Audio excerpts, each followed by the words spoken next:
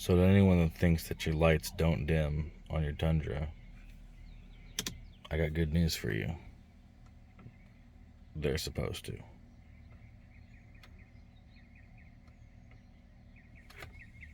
Not just these. And I'm only controlling that. And it's all the lights. No, not all. I don't know if it's down there or whatever, but this guy right here, all of them. So, the thing with this is if you're planning on putting in custom switches and wiring into to illuminate your lights with your dash lights, what you're going to have to do is make sure you do not touch those wires together. Make sure you do not ground those wires, because what happens is it fries a MOSFET in here, in your gauge cluster. This is not my gauge cluster. This is a gauge cluster I scored from the junkyard for about 20 bucks yesterday. After I found out how to do this, I've been looking up for about a year on what my issue was, because when I first wired this up, I could have sworn I got it working and the lights were dimming, and then all of a sudden they weren't, and I was like, am I crazy? Did they never dim to begin with? I asked a couple of friends who have Tundras. Their lights don't dim. Well, they're supposed to. The whole wiring diagram is what keyed me into it. Somebody pulled it up in a forum talking about a mod. Rather than dimming them with the dimmer switch, I decided to look up, okay, let's just add a mod to dim all the lights, right? Look that up, and that's how I found the forum about this guy who had the same issue I did. He was putting in some custom switches and all of a sudden they weren't working, and he was trying to figure out what it was. Well, the wiring diagram came up. He did some testing. He found out it's a MOSFET in the board, whatever you want to call it, the chip board on this guy. And the way to do that is to take it apart completely. There's a couple screws in the back of this. This is my actual one that came with my truck. This has my miles on it. I am not at that. I am at 270,000 miles.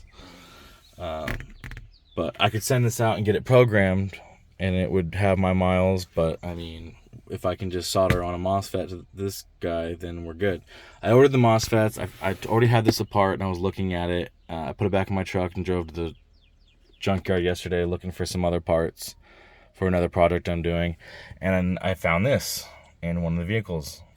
Usually they're already stripped, but this particular vehicle had driver's side impact, and I came across it and the whole dash was still in there on this side, and boom, it's in there. That mount down there is broken, but I don't give a shit because it got me to figure out what was actually wrong and how to fix this. So on this board, there's a MOSFET, I believe somewhere around this area. Once you take all of this off and you're just left with the board, the best way to do that, if you're going to, rather than getting a new speedometer and chancing it because it's used or whatever, if you get a brand new one, obviously it should work. But if you get one used, it may or may not work.